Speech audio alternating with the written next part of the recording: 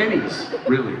And Jared came back, and there was 1,600 U.S. Canadian dollars, I think at the time, worth of pennies, and I think they heard the expletives from Jared a few provinces over at that point. But I was really proud of Misha in that moment. I was like, you saved him up, didn't you?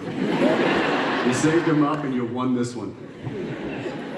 Yeah. They didn't used to do me because I sort of had the air of I'm an old, grumpy old man, and I might sit. We did your trailer once. Yeah, well, it was the girls did my trailer, and I walked in, and the bit that got me is I walked in, and there was 750 pictures of Misha in the trailer. My first thought was, oh shit, who's gonna have to clear this up? Secondly, was like, oh my god, there are so many unsold Misha Collins calendars. Poor bastard. I swear to God, I kept the one in my toilet for target practice. And I did find one a year later in my microwave, which I never used. It's the same picture. And they duct taped a camera to the inside of my door, and they expected me to like lose it. I thought it was hysterical. I thought it was brilliant. I was like, Jared wrote something rude on the back of my car, and I went to Jared and I went, if you scratch my paint, it's going to cost you $6,000. And he went, sorry. It's really easy to deal with him. Stop. Okay. No. DJ, did you get pranked or harassed? No, it's just like they're not fun to be in a coma around. Like it's very hard to play coma around Jared and Jensen because they're gonna fuck with you, like squirt you with water, or like Jared was they were like, now we're gonna do footage of DJ in a coma. Unzip his zipper. The zippers are like 4 feet long. Right? Or like I had to take my shirt off and Jared said he was gonna come to work and do jumping jacks or like push-ups behind me. Because I was like, I'm not eating bread this week, so I have to have my shirt off in front of you motherfuckers. And it was like, well, I'm gonna come and do push-ups behind you. It's like that kind of stuff. But and then Jared once I walked into a scene with these guys and they were looking at like a coroner's report, and I had to take the report and look at it and I asked for it from you, I think, and I get it, and then I look through it and hand it back, so I don't know what it means. And Jared had taken the coroner's report and turned it over and draw stick figures all over it, doing the most terrible things to each other. You've never seen stick figure porn like Jared can come up with.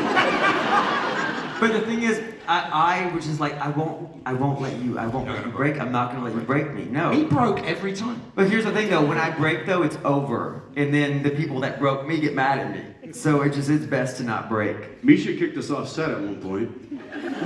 Did you? Yeah, I forgot about that. Tell us about this. That was relatively early on, and you were relentlessly screwing with me, and it was late at night, and everybody wanted to go home, and I said, "That's it, you two." I couldn't stop laughing. He was like, I will not perform this scene if you are on the soundstage, which is like the entire building that the whole set is on.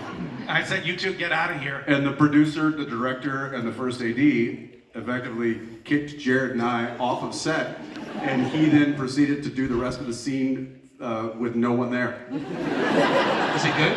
Well, actually, It was one of the best scenes he's ever done.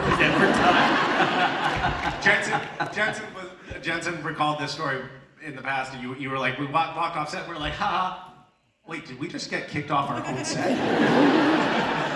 and then I thought, like, fuck yeah, I got them. And then Robin Props and our scriptie were reading the Sam and Dean lines, and Crew people reading our lines for him. Crew people were reading the lines off camera, but in order for Robin to give the right eye line for Jared, she was like, oh, maybe I'll stand on a chair. apple box. She stood on a chair, and then I saw Robin standing on a chair reading the off-camera lines and started laughing.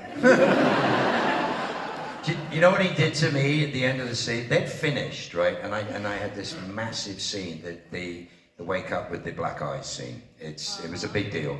And Tom Wright was directing, who I love, absolutely wonderful director. It's so much fun with that man.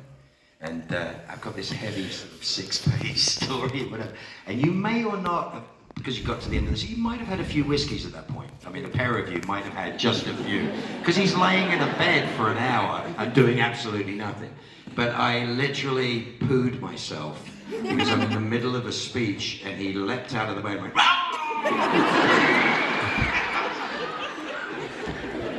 yeah, so yeah, they could get you. There's a fine line, you know, in doing what we do, in getting the professional, like getting the job done, getting the work done, and getting it done in a way that we can all be proud of, but also finding ways to have fun getting there.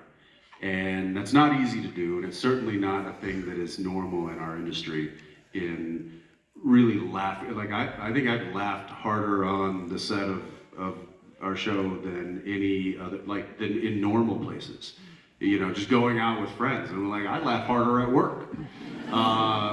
And I think that that's a testament to the set that was built, not just by Jared, but by everybody collectively. And I think that it speaks volumes in the characters that were written and the people that they hired to play them, and the personalities that were all kind of this dysfunctional family. We had so much family nonetheless. And we had so much fun doing what we did, and I think that that's one of the main reasons that it lasted for as long as it did. It's the kind of, you work hard, you play hard. You work hard, you play hard, and also if anybody was ever taking it way too seriously, you were screwed. That was it. That was the end of it. It's a steam valve. Like Yeah. sometimes things Yeah. would get like a little tired, like we'd get, and then something would either be created or just happen organically, and everyone would laugh. I'd get in trouble because my mascara would be running, and then we'd reset, and then we'd be able to just get right back on track. Yeah. You had to. Ran at a highlight. Wasn't the crew naked when you came around a corner one time? We don't talk about that. I mean, that's brilliant. I mean, it's the willingness. I mean, when we did the end of season 8, which is like my favorite thing I think I've ever done ever as an actor, you know, which was what, 2 days of us being in that room doing what we do, and it was the top of the game. I will tell you this: that crew didn't make a sound between shots for 2 days. They didn't make. They have a right to make a sound. They have a right to talk. They have a right to live. And they didn't make a single sound, and we worked solidly for 2 days and did some of the best stuff we'd ever done. Certainly the stuff with me and Jared was like... Yeah, because everybody knew when it was time to lock it in and lock it up. Everyone did. And then when we didn't have to, we really messed around. We really messed around a lot. But it's a phenomenon. It's not normal, and I don't know. It's kind of a beautiful thing, and the further I get away from it, the more I miss it. I truly miss it with all my heart because it's a special thing. But I hope that in anything that I do, I get to carry a bit of it with me, you know, because it's a lovely lesson. Speaking of locking it up, when I'm gonna lock it up here. In the final, in Castiel's declaration of love scene / death scene at the sorry, spoiler. That was for me on the show. That was the apex of emotionality, and it was also the culmination of 12 years on the show. It was the last scene that I shot. It was Castiel's goodbye. It was Castiel's goodbye to Dean. It was Castiel's goodbye to the world. It was also my goodbye to the cast and crew. And so it was very emotional. And Rob Hader, who was our stunt coordinator, like saw me sort of over in the corner, just like trying to just stay in an emotional space, which is not something we do very often or did very often on Supernatural, but it is something that we did when we needed to on Supernatural. We could fuck around, but then when there was that moment where you really needed to have that particular, when you needed to lock it up, everyone kind of keyed into it and paid attention and really respected it without anyone having to say anything. And I mean, it's like a basketball team that gets to know each other really well and just like everybody knows the dynamics. Rob Hader saw me off in the corner of the stage, sort of in the dark, and he just, wordlessly, took me by the hand, brought me over to a chair, and then stood like 10 feet away, and Told everyone to leave you alone. and just like guarded so that everyone would leave me alone. And then when they called for me on the walkies to come to set, he came and just tapped me on the shoulder and said, "Ready when you are," and then escorted me to the set. Not his job at all, like not anything anyone ever talked about, but he was just like, he just saw we need to protect this particular moment, and it was exactly what I needed. It was super helpful and just really keyed in and lovely. But we did have that kind of crew. Like the crew it was the kind of crew that would notice when you needed anything, and also were willing to take their clothes off to fuck with you.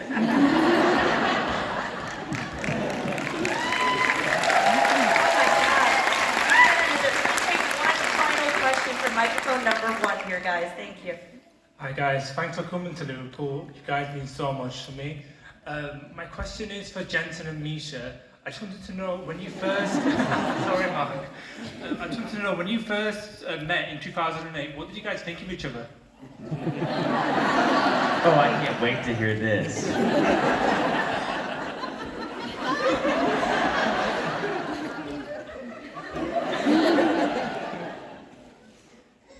Who's this idiot trying to do a low voice?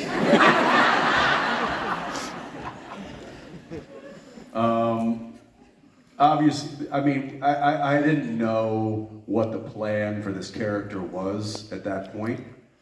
Just knew that there was somebody new coming in, going to create some waves for this particular moment in the story. They had not taught. They don't, and I don't even know if they knew. I mean, they were just like, hey, we're gonna bring you back from the dead, and it's gonna be because there's an angel, and then he's gonna reveal himself to you, and it's gonna be like, holy shit, and that's the whole story of that season. I don't think any of us were supposed to stay more than a minute. What? Yeah, I wasn't either. This was supposed to be the Jared Padalecki show. Thought it was. Well, he thought it was. Still does. So Misha goes on, and it's obviously the barn scene, and although we've got a few barn scenes now, and we won't talk about the other one. And Annie comes, and I'm working with Jim at the time, and I think Jared's like, off doing something, and he's gonna be in a later scene. And I think we've told this story a million times, but the first shot of him coming through and the lights are sparking, and he's walking there, and he comes up and he says it, which is exactly what it sounded like to me. And so I'm like, oh, okay, that's a choice.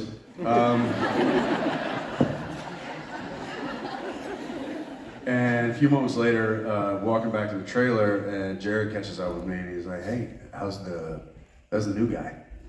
And I'm like, she's right there. And he was sitting at the end of the grip truck, which, you don't do, because that's where they load in and out all the equipment, and he's sitting on the lift gate. And I guess nobody, but he's like all kind of like, maybe mumbling his lines or something, and I'm like, there's the freak. I don't think I said freak. I can say it now, but I didn't. I was like, that's him right there. And Jared's like, is he not? I'm like, I don't know. I think he's kind of in his character right now. He's making some choices. He's like, are they good choices? I'm like, jury's out. Jury's out. At this point, we're not sure. And obviously, like as the story unfolded and we worked more together, I still was wildly confused, and still am today. at how, no, it was, he definitely didn't come on, and this was something I'll give you credit for. He didn't come in trying to make friends. He came in going like, he didn't. Yes, like, I did.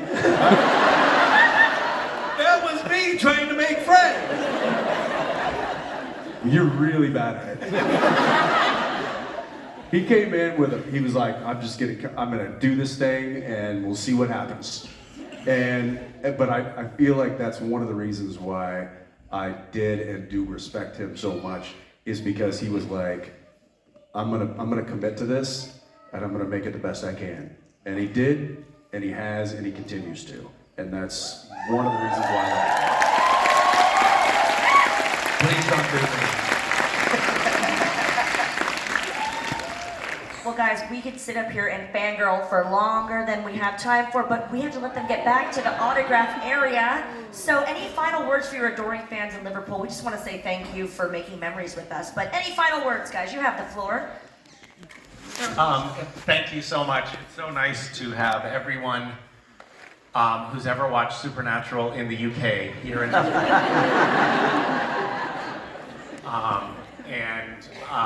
we're very grateful that you show up and that you show us so much love, and hope that you know that it's reciprocated.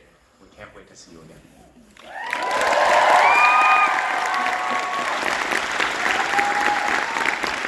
I couldn't put it better myself. Thanks, brother. That's right. We love you guys. There's a reason why we come to this, and we've told you this many times, and it is the most extraordinary experience. We love you very much. Our lives would be very different without you. They really would be very, very different without you. Thank you for sharing Supernatural with your friends and your kids. And it just keeps on going and keeps on going. And it's the most wonderful, wonderful experience. We love you very much. And you've made such a difference to us in our lives. And the fact that we get to travel and see your beautiful faces, it means the world to all of us. I know that as a fact.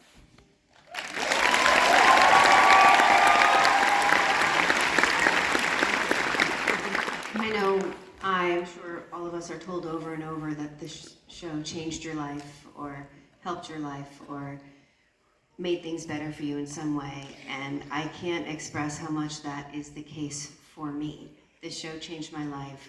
The fandom support and just getting to know so many of you has changed my life and impacted the way I view things, the way I feel, and just my actual life. Like this was something I was a part of for 15 years, which doesn't happen, and I marvel at it, and I don't even try to understand it because you can't. It's magic, and I accept it, and I'm grateful for it, and grateful for you. So, thank you.